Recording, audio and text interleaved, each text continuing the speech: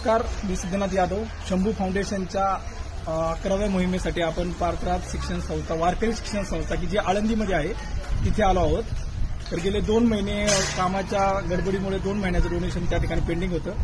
तर ते डोनेशन आपण पार्थराज शिक्षण संस्था इथे करणार आहोत. तर या डोनेशनसाठी आपण काय घेऊन आलोय आणि आपल्याला यातून काय काय शिकायला भेटणार आहे या पूर्ण व्हिडिओमध्ये तुम्हाला पाहायला भेटेल.